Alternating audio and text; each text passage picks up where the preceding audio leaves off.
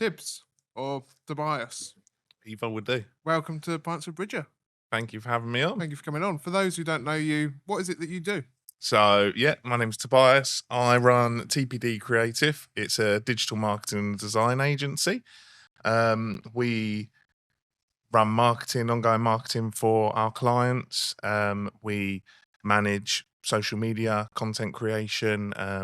We build websites. We build brands. We get involved in a lot of things. I don't really want to keep listing it all off, otherwise it just goes on and on and on. But yeah, everything digital design and marketing, we get involved in.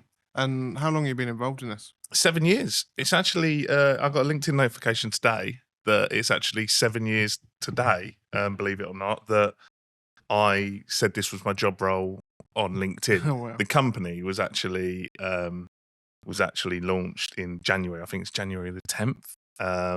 But it went live on Company's House before I'd actually finished fully at my previous job. So so today actually, it's a bit ironic, but today's the anniversary, 7 years. Oh, congratulations. Thank you.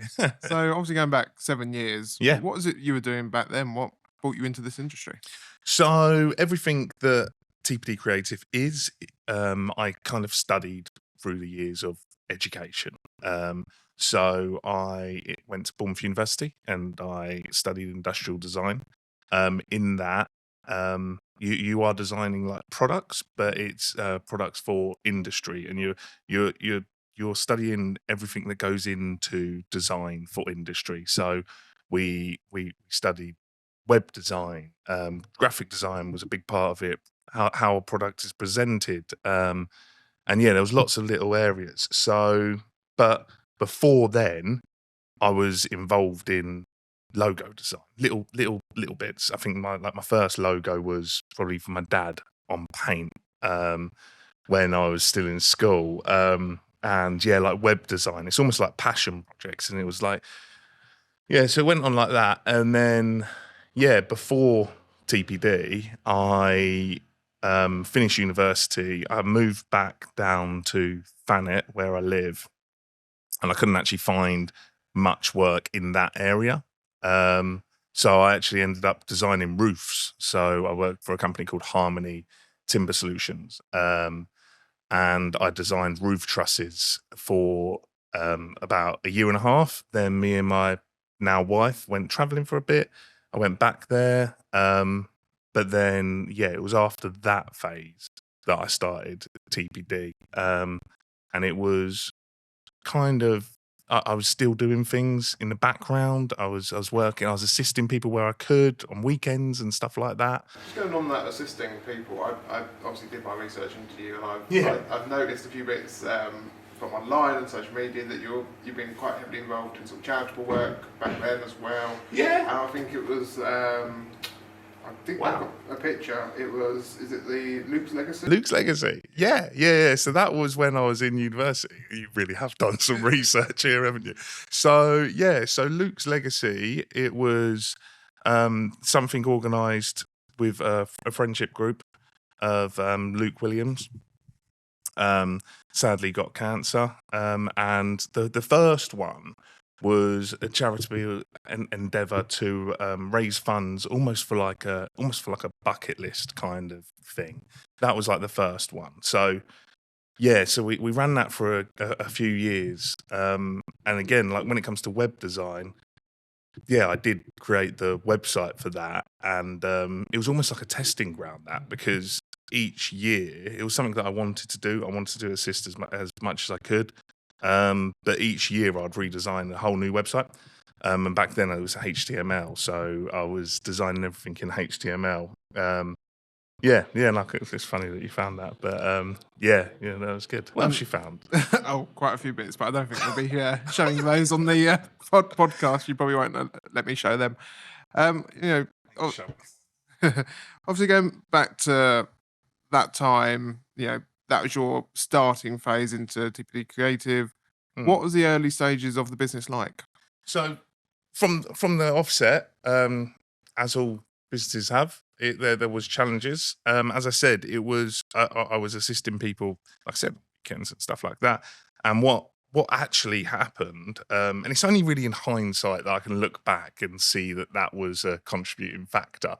But so I worked at Harmony, went travelling with my now wife, went back to Harmony, and I actually I came off my bike.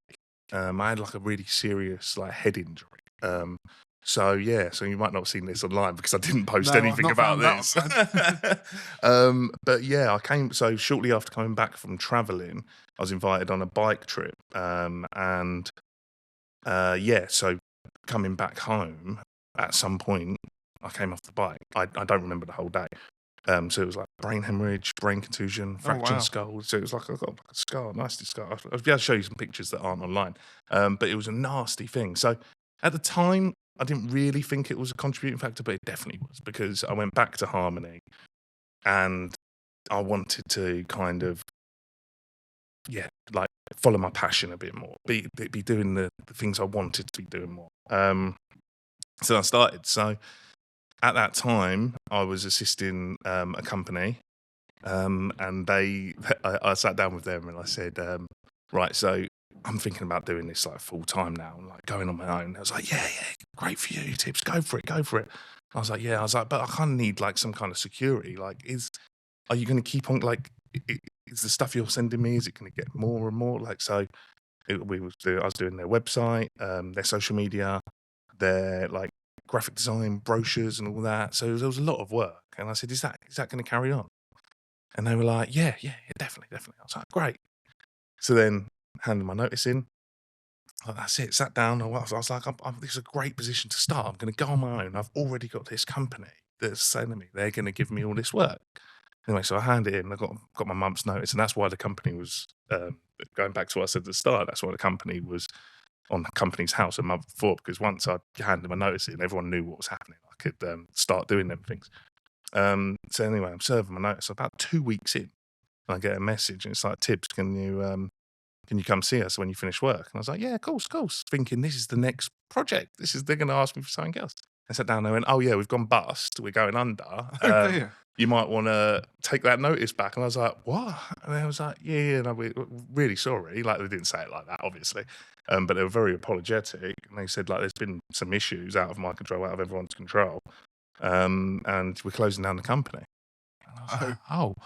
So then, early days, like I said, everyone faces issues, but that was like straight away, that was an issue. So then I kind of started in my spare room, computer, the computer I had from uni. I had plans to buy better equipment and stuff like that, but then that was hindered because I didn't have this work coming in.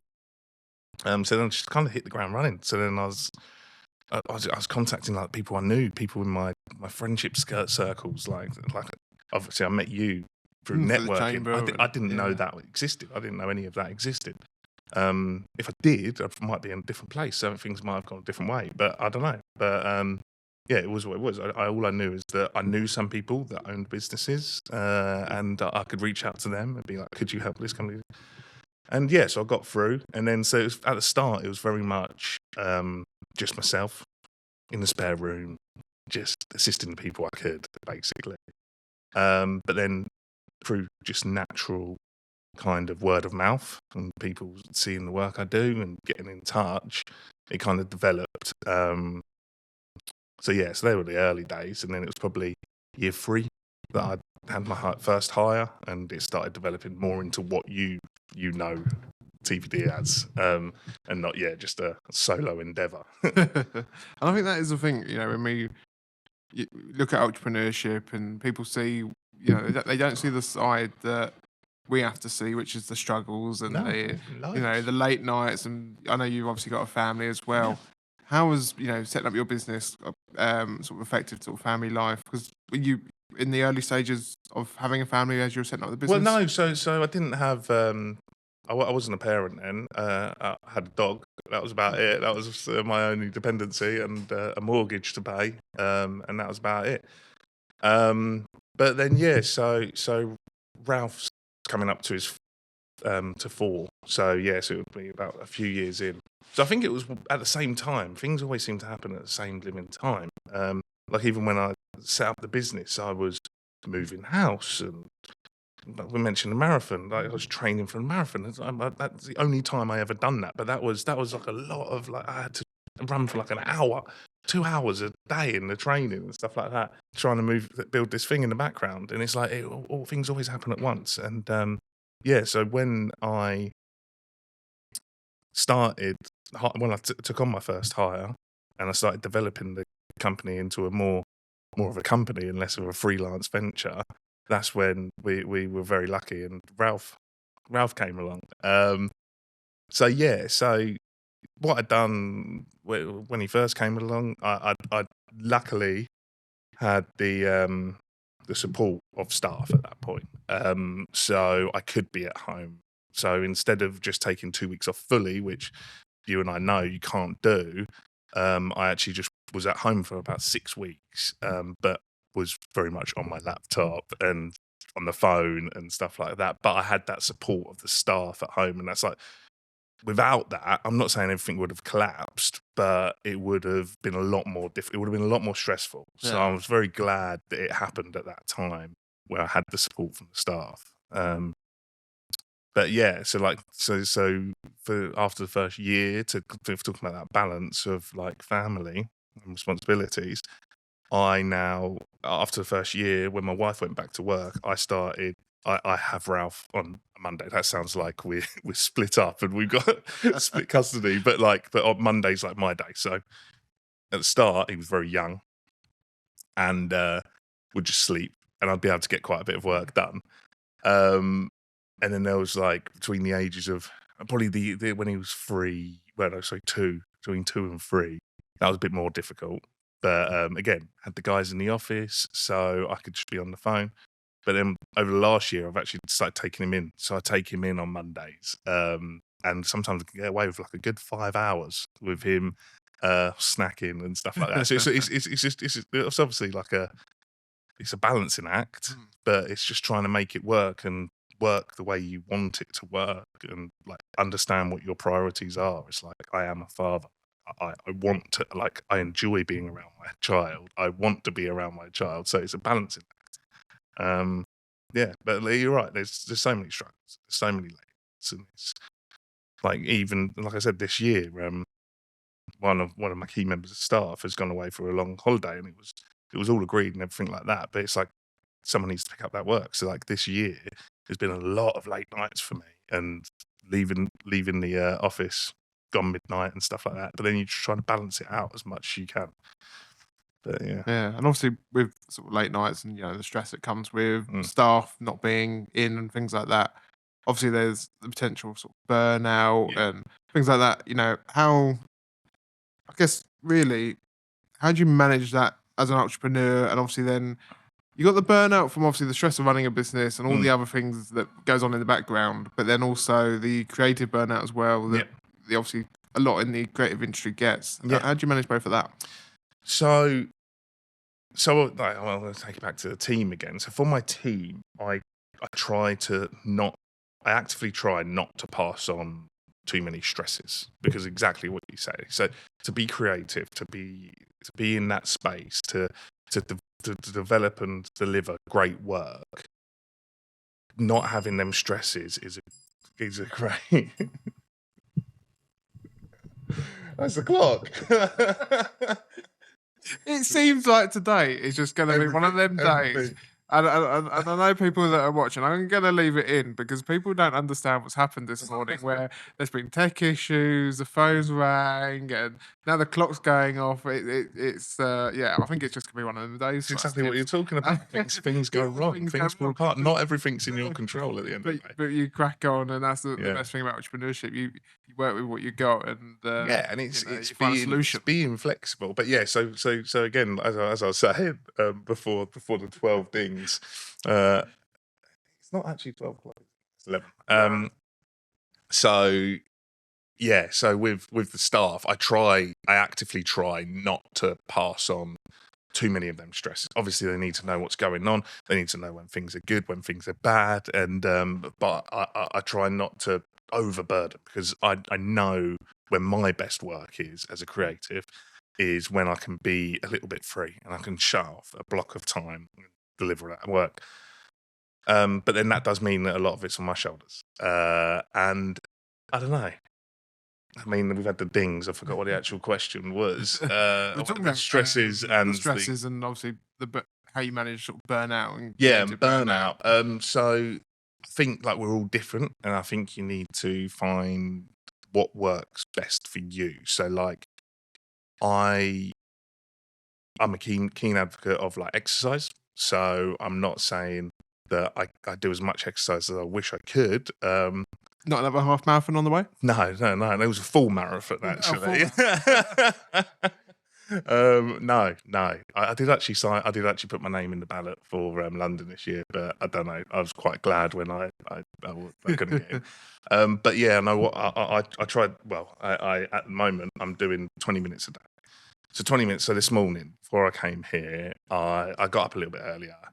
I got on the bike for 20 minutes, and it's like that. It's finding them things that just kind of like level you out a little bit, because like we all work in different ways, and it's finding a healthy and a good way to level yourself out, not with 10 beers every night or something like that. You know what I mean? It's yeah. So for me, it's that little bit of exercise and understanding my priorities and what I want. Like I said, Mondays got Ralph now. Obviously, it's another juggling act, but at the end of the week, I'm so much happier that I got to spend a bit more time with him on a Monday than usual. And yeah, I think it's just finding your priorities. And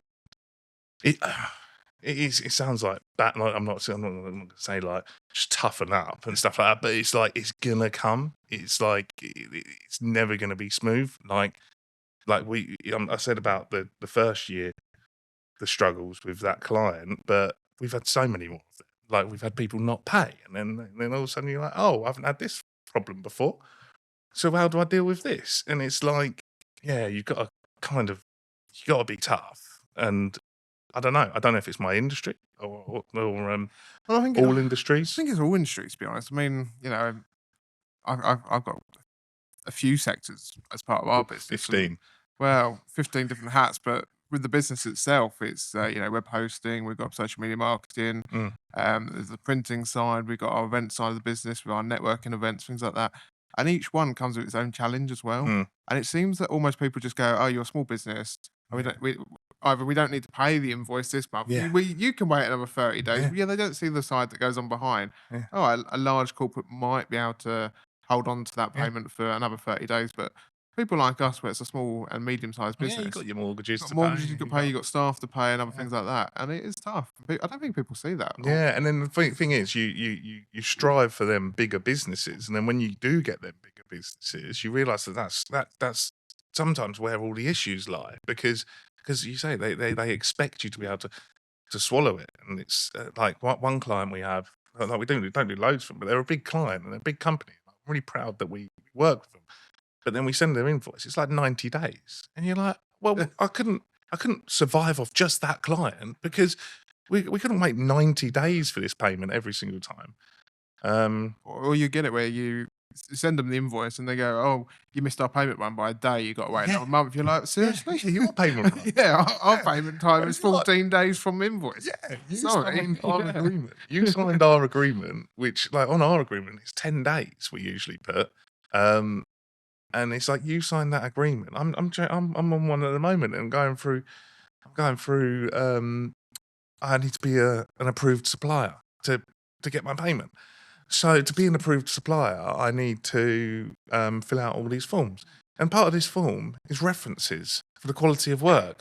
But I've done the work in November. And I'm like, why do you need... I'll tell you what, the reference can be you. You can look at the quality of my work that you and you can give yourself the reference. It's absolutely bizarre, but it's when you've got these big companies and they need these almost like it's almost like a tick policies. Boxing. Yeah, it's tick boxing exercise really, where it's just it's almost like just make life as hard as possible because then they can just delay and delay. It slows things down. It keeps the money in their bank and they can get the interest of it. And well, that's what it can seem like. But I don't know. I guess they big companies do need some kind of tick boxing. Like they need to know that the people they're working for. And I don't know. But that one's ridiculous. I actually had a a client that I put down as a reference who's contacted me. He's like, are you getting a job? I was like, what? He was like, I've been contacted for a reference. And I'm like, no, I'm so sorry. I'm so sorry. But yeah, no, and you can, I think you can only learn these things through going through it. Like I didn't study business. I studied design. But I don't think any business course could have prepared me for all of this. Probably could have prepared me for some of it, but not all of it. No chance. You need to, like I said, we weren't getting paid once. I ended up issuing cease and desist notices and stuff like that. Like, I've had people really not pay us at some point, but it tightens. So like now we have agreements in place. So it's like, just the other day, someone got in contact. They wanted quite a few things. I was like, okay, this is going to be a phased delivery. This is going to be phased over 3 months. This is what we're going to do month 1. These are the deliverables. This is what everyone's going to expect. This is our agreement. It's got everything in there. And then they sign that. When I was owed a load of money before, I didn't have that in place. I was going off, oh, he's a nice guy. He'll pay me. I was at that stage, but I was with bigger companies and yeah. And that's the thing, you talk about, oh, he's a nice guy and things like that. And it always seems to be the ones who you'd think are your friends as well are the ones who then don't pay. Yeah. Or are friends as well. I've had some work in the past with people that you'd class as, a good friend or an associate or things like that. And they go, yeah, we'll pay. And then you do all the work and you're chasing 6 months later going, come on, this is a joke now. Yeah. You're supposed to be good mates. And I've been lucky with that. When we have found these issues, it has been with people who aren't like good friends. Like obviously you work with friends when you can. Like if your friend has a business and they're paying someone to do this task, it'd be much better if they could do it with you. So I do work with people who are friends before the business, and they've always been good. I don't know. Sometimes it's like looking back, the issues that have, maybe they seem like friends at the time, but then looking back, you're like, they only got in contact with me because they wanted that thing. Okay, yeah, we went for a drink and we had like they got me this gift or something or whatever, or I went to their birthday party or something like that. But then when you look back and you in hindsight, you look at it and you think, were they a friend? Yeah, how close were you really? Yeah, when they phoned up and they said, oh, you're right, how's the family? And you spoke about your family. You said, oh, how was that holiday you went on? And you said, well, but then it got to get to the point where they didn't pay, and you look back at it and you think, oh, that was just part of they're a salesman at the end of the day. Yeah. They were building rapport. They weren't building a friendship. They were building rapport with me because they wanted me and my business, I guess. But yeah, a lot of this stuff, I feel like you can only really work it out in hindsight. Oh, yeah. What some of the sort of early mistakes that sort of cost you time and money when you're setting up the business that maybe you would say to other people, be aware of? Yeah, I don't know. I genuinely, there's been mistakes, obviously, but I feel like none of them have come without learning from it. So maybe that is the tip, like learn from your mistakes. Like when something goes wrong, really look back and think, what went wrong there? At what point did that go left? At what point did that go wrong? And what is there anything? And then you develop. Then you develop your business. You develop your business model, your approval process, your how you take on work. You'll develop that, and you will hopefully be better. And maybe learn from your mistakes. Yeah, well, we were talking about this earlier, weren't we? Before we went on the podcast, and I won't name the client, but where something that you launched. And then there was an issue, and you guys then fixed it, straight away. Like I guess that's the thing, you see an issue, you got to find a solution, and that's the best thing about being an entrepreneur. Be resilient. You got to constantly be resilient and always look for that next solution and the way forward, really. Yeah, because it's gonna happen. Things are gonna it doesn't matter what you do. Especially in the digital world, as we saw with your memory card. But especially in the digital world, things just go wrong just because it hasn't happened. Like the one we was talking about before was because we hadn't dealt with something of that capacity before, and we didn't know that issue could arise. And even if we'd spoke to someone who had dealt with that capacity before, they might have not even realised. Like it's very difficult, and it's when you level up it's like a leveling up thing. You're like, oh, okay, now I'm dealing with, like I said, 70 people sending an email at the same time. Oh, it's been classed as spam. Oh, damn it. Of course that's what's happened. Of course it has in hindsight. So next time we'll put things in place so that doesn't happen. But yeah, it's always there. Yeah. And obviously the creative industry, we're both in that industry. I find a lot of people sort of misunderstand this industry. Mm. What's one of the things that you think really, clients sort of either misunderstand about the industry and sort of running an agency, really? I think something that a lot of people misunderstand is the level of strategy that goes into things, and like the background thinking and development that goes into anything creative. It's like if you do a logo, when you look at you might look at a logo and it might look like the plainest logo you've ever seen, and you think, well, I could do that. Well, you could go on Word and you could make a box and you can do that, and you can, but the reason that's going to last is because it wasn't done with that thinking. It was done with a process of what is the company, what are their values, what are they doing, and all these things went into that logo. And yeah, maybe it did look simple, but because that's the point. And it's I always think about, like, the sports director I know always looked cheap. Yeah. So, and you look at that and you think, oh, it's just a cheap, easy branding. Like, it's cheap. But the point of it's to look cheap because it's trying to appeal to people. It's like the reason it says sale all the time is because it's trying to appeal to people that want cheap. So a lot of thinking, a lot of development has ironically gone into something to make it look cheap. But you can do that for high end as well. It's like it's the same process.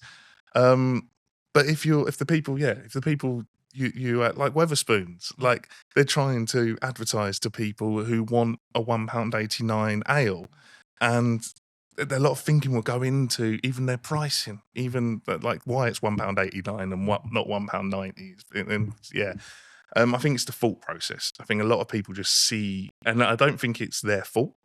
I think a lot of people just can see things at like face value. Like, there you go, that's Shepherd Neame, first drop, session IPA. Okay. Oh, that's nice artwork. They don't look at it like someone who's designed that looked at it and understand what went into that. Like Shepherd Neame, they're another great example. Shepherd Neame, they started getting put in the box of an old person's drink. So that's why they're releasing things like that. That's why this is a first drop session IPA. It might be it might be the same IPA that they had branded differently 5 years ago, but they put a lot of time and effort. So when someone sees that, they see it more as a modern IPA than the old thing. Yeah. Do you know what I mean? That's the thing. You hit it now on the head there, actually. Because I was here the other day and we were having a drink, and I noticed that the sort of younger generation, sort of 55 downwards, went, "Oh, that's new. That looks nice. Oh, we'll try that." Yeah. But the sort of older generation going, "Oh, we'll have a Master Brew and a Guinness and things like that." Yeah. Because that's what they know. Whereas actually the younger generation go, "Oh, we'll try that," because it does appeal to you. Yeah. And the branding is really good. Yeah. Yeah, like Spitfire's rebranded now. Like, you can see it. Like Shepherd Neame are great at it, but then you got Shepherd Neame there, 1698. That is appealing to the older generation. And your Mastery, look, they've even split it. I don't know if that is, they've split where the older ones go and the younger demographic go. Yeah. But yeah, so it's a lot of, I think in the creative industry, a lot of people can, but then saying that, when you find someone that does appreciate it, they really appreciate it. So like, and that's where the bigger work with the bigger companies is better, because they do appreciate that, right, okay, if my logo is on something, it should look the same every single time. And that's a problem with a little bit of a problem with AI at the moment, is people chuck it in AI and it changes their logo in the artwork. And the artwork might look fantastic for what it is, but it changes the logo. Yeah. And that's why bigger brands are less likely to do that, because they're not going to want that imprint, their brand mark, edited in any way, shape or form. But yeah, I think that'll be it. Just touching on AI, how do you see that, I guess, affecting the industry as a whole? Because a lot of people go, "Oh, we can just chuck it in Yeah. Grok now and Yeah. ChatGPT and Yeah. generate a video. I mean, I've been playing around with it over the last few It's weeks, fantastic. and it's amazing. And in fact, the video that goes into these podcasts for one of the sections is made with AI, and it's literally done on Grok. I just upload a picture myself, type what I wanted, do this, that, and the other. Boom, got it, and it speaks for me, and it uses my voice. Great. Yeah. Yeah. How do you see that affecting the sector?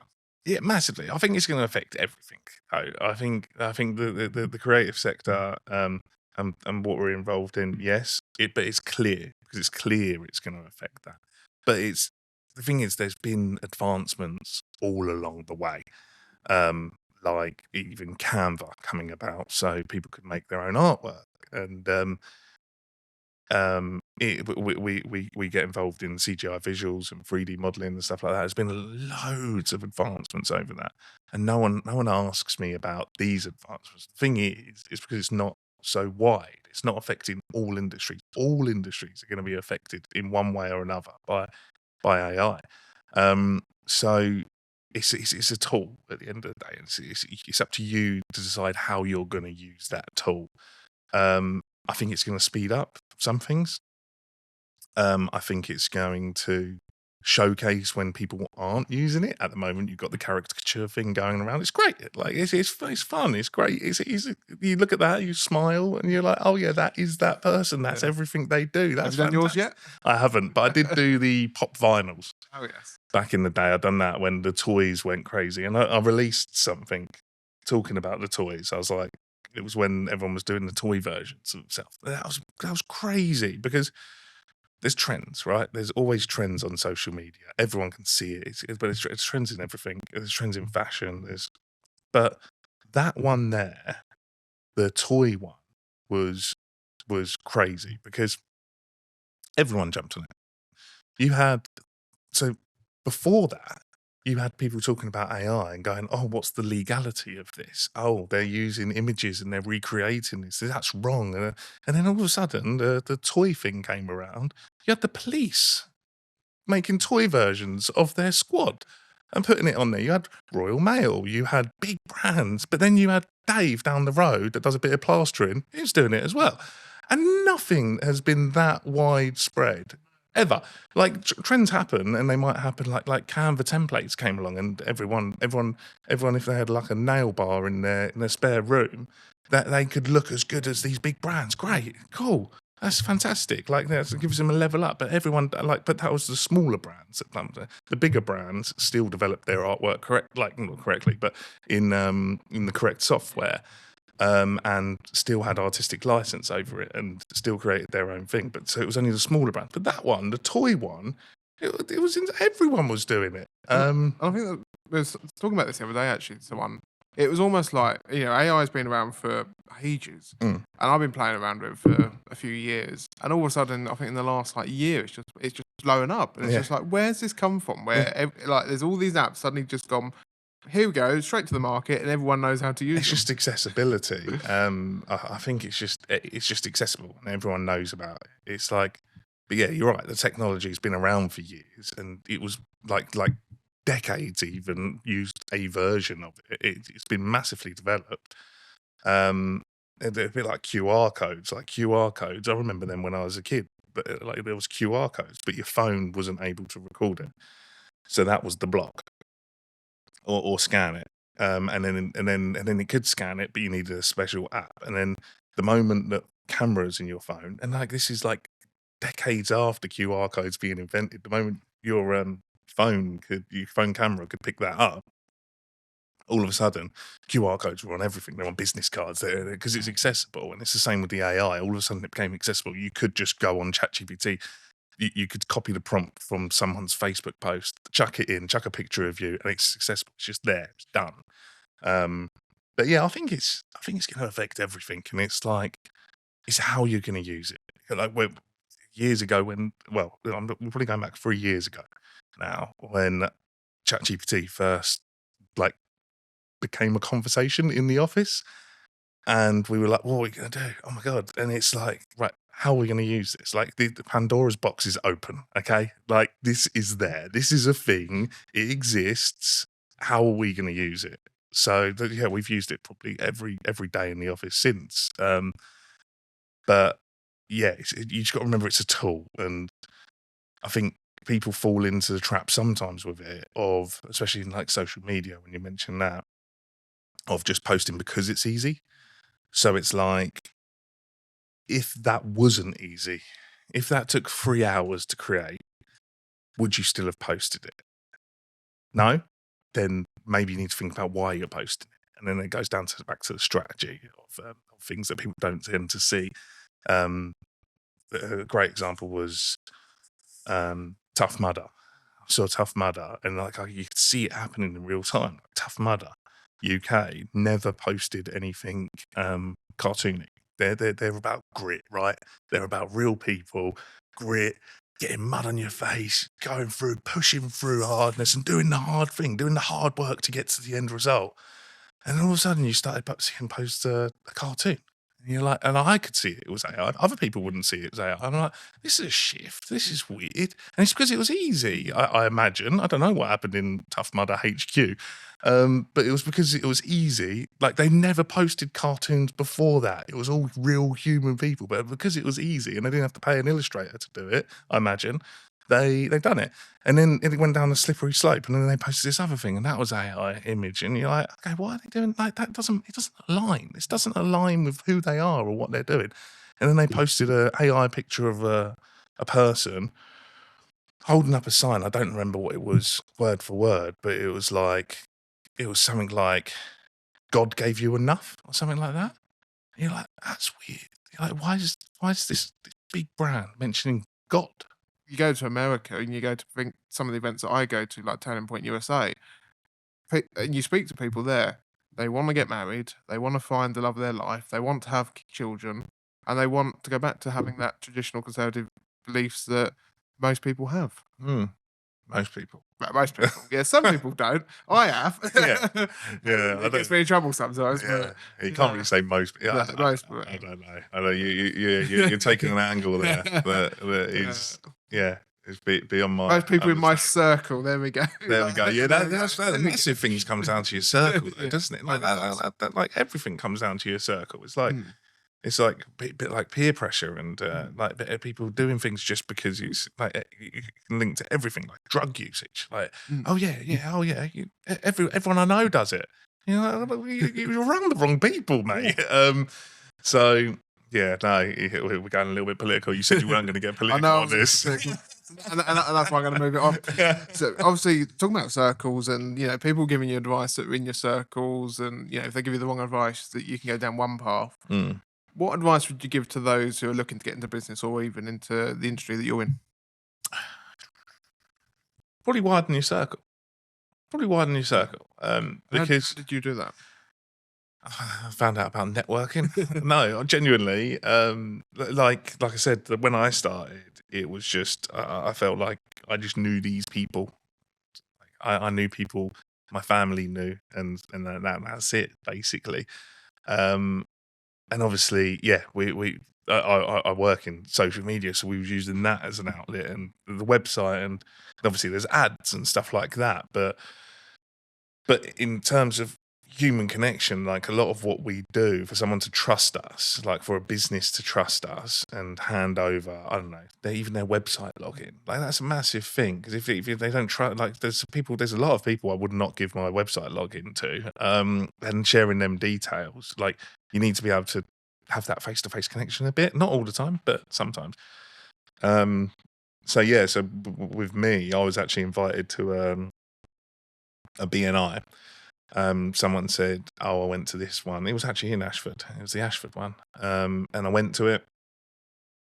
That was like trial by fire. Like I'd not done any networking. I went to this BNI, and all of a sudden you've got a room of 60 people, and they say, "Stand up. You've got 60 seconds to explain yourself. Who are you? What's your business?" And you're like, "Whoa!" Like I didn't have a clue. They certainly put you on a hot seat there. Yeah. So it wasn't for me. So I didn't continue with that. But then I kind of saw I saw the benefit, and I saw that this thing kind of existed. So then, I started dipping my toe into it and went to the East Kent Chamber.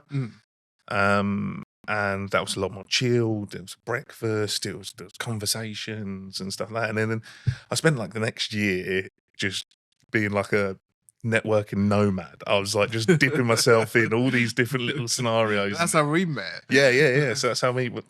Well, it was actually the Cave Yes, Hotel. Cave Hotel, the FSB. Yeah. Yeah. No, it wasn't. It was No. IOD. IOD, that's it. Yeah, the Institute of IOD. Yes. That's when we first met. Yeah. Yeah. And you just started. Yeah, I'd literally Eagle just started the Sting. business up. Yeah, I'd left Parliament and just literally, that would have been October 24. Yeah, that was literally a month after starting. Yeah, that was my nomad year. Yeah. That was where I was just popping up, Yeah.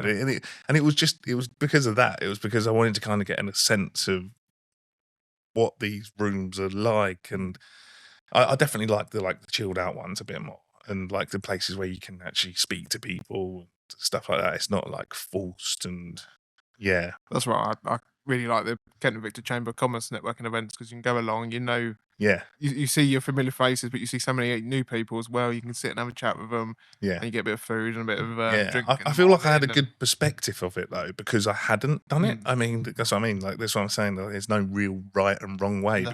because I had spent 5 years building a business without knowing about it.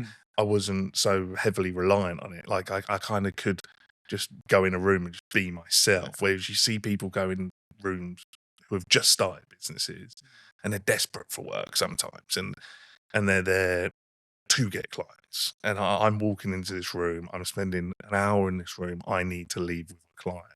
And then it doesn't happen, because it's not going to happen. Because then they're just being false. They're just presenting. Well, I always say to themselves. people, you got to go networking probably, I always say about 5 months really, and build up that rapport with people in the room. Yeah. 'Cause I get really annoyed when I go networking. You get those people who come around with just their business cards, and you can see them flicking around the room to everyone. Here's my card. Have you got your card? And I won't do business with them. Yeah. Because it really does annoy me. I mean, I wouldn't not do this. Well, you don't know, but you don't know if they're no, just but unaware. It does put me very up, and I do then have to question them and go, come on, let's actually sit down and have a chat. Yeah. I want to get to know the person.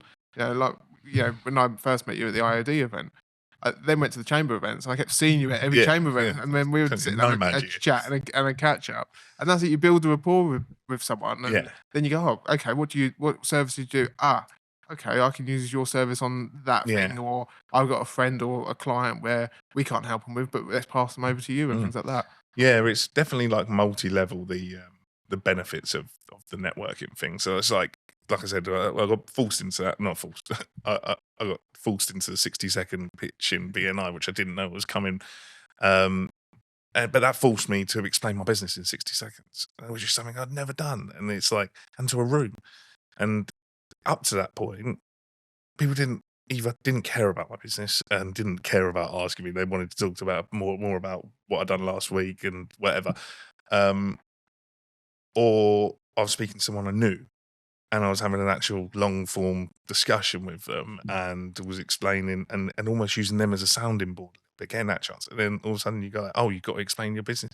Do I want to do that every single week on a Tuesday at 5 o'clock in the morning? No, definitely not. But doing it as a one-off, there is benefit of that. It kind of builds you, because I became more self-confident in my business as well, because like I'd meet other people who were in the same area, and like I was like, oh well, I'm on par with them at least. If anything, like I'm above them. Like we can do that better. We can do that better. And then you start realizing what your business actually is, as bad as that sounds. And it's not just we do anything.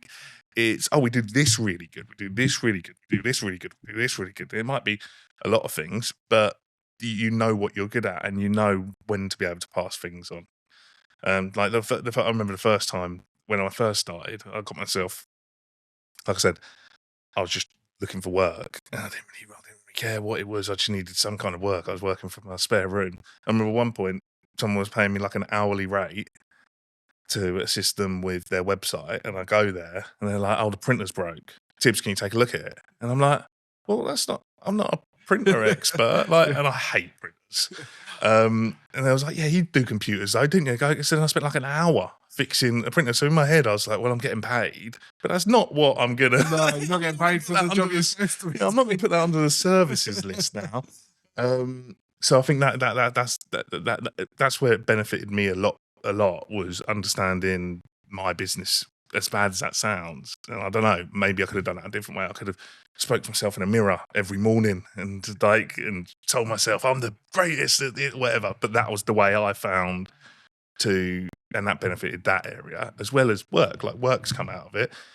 But I don't know. I enjoy it as well. I enjoy chatting shit.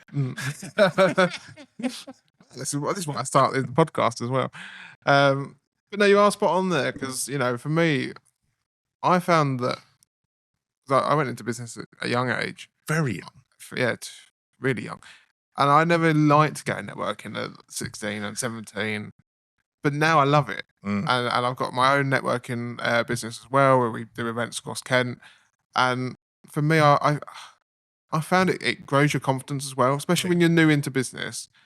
It's a great opportunity. I know there's been people that have come to our networking events that have never been to one before, and you see the look on their face when they first arrive, and they are petrified. Yeah. And by the end of it, they've made so many good friends and contacts, and they go, "Oh, we'll come again." And you see them again, and you see them at like another networking event, and they come along to one of your others. And you're like, perfect. And that's it. You've got to make that environment for those people who come to your networking event. Yeah, I think that's key. Everyone's there for something different as well. Like there is people there that are literally just there for work. You got people there that, like, admittedly, we don't have any friendship circles other than that business circle. So they're there for a jolly, like just to, because they've got friends. They got a shared thing. These people, it's a bit like people that go watch football. With people. They got a shared thing. They run a business. They can talk to these people. They can talk easily to these people. So they're not there for business. They're there just for a bit of like human connection, as bad as that sounds. But yeah, everyone's there for a different reason. And yeah, business development's definitely one of them. Well, how young was you when you started your first business? I would have been 13, 14. And then what was it? Website design. Oh, okay. And a bit of IT support. Yeah. And then 16 is when I... You weren't fixing printers? Well, no, I don't. I hate printers. They're annoying. Yeah, in fact, do you want to come fix mine after this? Because I've got one that's driving me insane. You won't pay my hourly rate for that now. So, but no, yeah, and then at 16, I was in the last year, I just missed the cut-off where you could leave at 16 and not be in education. Yeah. So I was in that core of people that had to be in education till they're 18. So at 16, I then decided to leave education, and I went and employed myself as an apprentice. Yeah, so that I didn't have to be in education, and I was able to then run the business. And, I've never heard of anyone finding that loophole. It's best loophole. Still a loophole? Still a loophole. You can still do it. You can still do it. Yeah, yeah. Because we've taken on we've got involved in the T levels now, which I think is fantastic. So we have someone that's studying computing, and they do a day a week. And it's great. I think it's a great initiative. Like when Ralph grows up, I think it's the perfect balance. Like apprenticeships are good and they're great, but then you lose a bit of that education kind of side. But this is like you get the education and a bit of an apprenticeship kind of stuff. So I actually was speaking to the college, and I was thinking of you when I said it. I was like, could someone study T levels, start up their business, and then hire themselves? Yeah. And he said, I've never heard of that before. I was like, I want to introduce you to Let's try it. He seems to be the master at it. Let's find someone who's studying T levels and wants to set up a business. Let's try it. See what we can do. Creative sector. It should be the easiest one to do. As long as you're 16, you can open a business at 16. The only issue that you do have at 16 to 18 is you can't open a business bank account. Not a lot of people realise that. And so you can go on Company's House, you can register the company, but then you can't open a bank to run your business. It's mad. So how did you get around that? I had to go and find someone who was over the age of 18 to be a co-director with me, who could then run the business bank account. Okay. But I wasn't then allowed to touch the bank. They had to touch the bank, and they could do all the payments. And they stole all your money. No, right. I trusted them. But yeah, they had to do all the banking and all that lot, and I couldn't even be a signatory on there because until I was 18, I was just like, really? But and this is one thing I've been pushing into government, and I've got so many different letters at home where I've gone to government departments and to the Department of Business and to the PM's office and said, this does need to change. The issue is in the law, there's nothing stopping banks from actually offering that service to a young person. Okay. But banks just get really, ishy because they go, credit checks and things like that on business bank accounts. I said, well, just make it a debit account. So one of the things I'm looking to do, and I'm trying to push and I'm currently having conversations with different people, is there's got to be a way to do it and offer that service. Yeah, because things get abused as well, don't they? So it's like you could have like a horrible businessman that all of a sudden convinces a 16-year-old person to set up a business account and then just abuses that power, basically. Yeah. So it's one of the things that I'm having chats with different banks at the moment to try and see if I can find one of them who might, offer that service as a pilot scheme and try and see what we can do. Potentially down the line that might come. And that's one of your caps at the moment. One of my many has. But no, obviously going on for yourself, we're 4 years away now to 2030, which is actually really scary. Between now and 4 years till 2030, where do you see TPD Creative growing? Where do you see it heading? So everything up to this point has been natural progression. So when I started, it was I didn't have this illusion that I was going to be this massive. I'm not at the moment, but like I didn't have this goal. Like a lot of people, I think a bit like priorities and how you balance things. I think everyone's different and everyone works different. For some people, they have a goal and they might ask ChatGPT to design TPD HQ in 2030 and then pin that on their wall. I haven't done that, by the way, but I know someone that's done something similar with a different business. Is that one of your colleagues? No. They got a picture of you on ChatGPT on their screen. No, I hope not. I would never want that. You go back to the office now and you'd be looking at all their screens going, have they? The biggest tip is not to follow my path because I've made a lot of issues, a lot of errors along the way. But where do I see it? If everything continues, then we would be bigger. I don't want to be massively bigger. I personally don't really want to leave Kent. I don't have that whole, like, it goes back to the same, I've told you my story. Like, when I left university, I did have the option me and my wife to move to London and pursue both our careers. And we probably would have had a better starting, like the first few years. But it was evident that we was going to move back down to Thanet, be around family and stuff like that. So I don't really want to move away from Kent. I like Kent. Bigger, working with more ongoing clients. Like the reason it was started, one of the things that's always bugged me since a kid. Again, hindsight's like a beautiful thing. I'm the worst for it. Like in the moment, I don't realise what decisions are being made, like what's affecting my decision. But in hindsight, you can look back and you can actually work it out. But as a kid, like some companies' logos just annoyed me. Like it was before I even touched a logo. But like I'd see a logo and I'd see it on the side of a van. I'm like, that's terrible. Like surely they can see that. So anyway, like I want to keep on assisting businesses and get them to show up correctly. Tibbs, Tobias, thank you for coming on Pints with Bridger. Thank you for having me. I know it's been a bit manic with that's all right. Technical issues and the clock going off and drilling and everything else, but I think I'm going to leave them in the video because one of the things that I want to show is this is raw. This is like the thing I set this podcast up was for going down the pub with your mate and having a pint and a chat over a pint about what they do. And I think it really shows about entrepreneurship that things can go wrong, but you find a solution. And so thank you very much for coming on.